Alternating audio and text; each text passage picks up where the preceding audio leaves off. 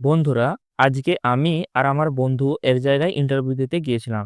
সেখানে ইন্টারভিউয়ার আমাদের বলল যে এখানে যে খালি সেলগুলো আছে বা এখানে যে আমাদের নামগুলো আছে এই স্টুডেন্টদের প্রত্যেকটি সাবজেক্টের তাদের নাম্বার এখানে বের করো বা এখানে তাদের যে টোটাল এখানে আমাকে ১ মিনিটের মধ্যে করে দেখাও।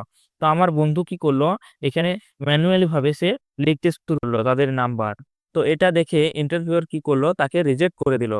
এরপরে আমাকে যখন বলল করতে, আমি কি করলাম, এই যে খালি সেলগুলো আছে, পুরো খালি সেলগুলোকে আমি সিলেক্ট করে নিলাম ১ম এ।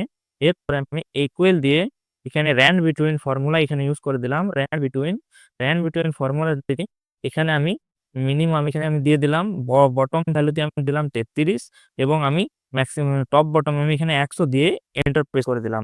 এন্টার প্রেস করতে এখানে দেখতে পাচ্ছ আমাদের যে এখানে র‍্যান্ডম ভ্যালু এখানে চলে এসেছে ৩৩ থেকে ১০০ র মধ্যে। এরপরে আমি কি করলাম, কন্ট্রোল ডি প্রেস করে এটি নিচের দিকে করে দিলাম এবং কন্ট্রোল আর প্রেস করে এটি আমি যতগুলি খালি সেল ছিল ডান দিকে সেগুলো আমি খুব এখানে হরাইজন্টালি ফুলফিল করে দিলাম। এরপরে আমি কি করলাম, এই যে পুরো যে আমার যে ডাটাটি সেই ডাটাটিকে সিলেক্ট করে আমি কন্ট্রোল কপি করে নিলাম। কন্ট্রোল সি প্রেস করে এবং রাইট ক্লিক করে আমি সেটিকে ভ্যালুতে পরিবর্তিত করে নিলাম। এরপরে আমি কি করলাম, এখানে অল্ট ইকুয়াল প্রেস করে এন্টার প্রেস করে দিলাম। এতে কি হলো না, এদের যে টোটাল যে সাবজেক্টের যে টোটাল এখানে কিন্তু চলে এসেছে। এরপরে আমি এখানে নিচে ডবল ক্লিক করে দিতেই দেখতে পাচ্ছ প্রত্যেক স্টুডেন্টের এখানে প্রত্যেক সাবজেক্টের যে টোটাল এখানে চলে এসেছে।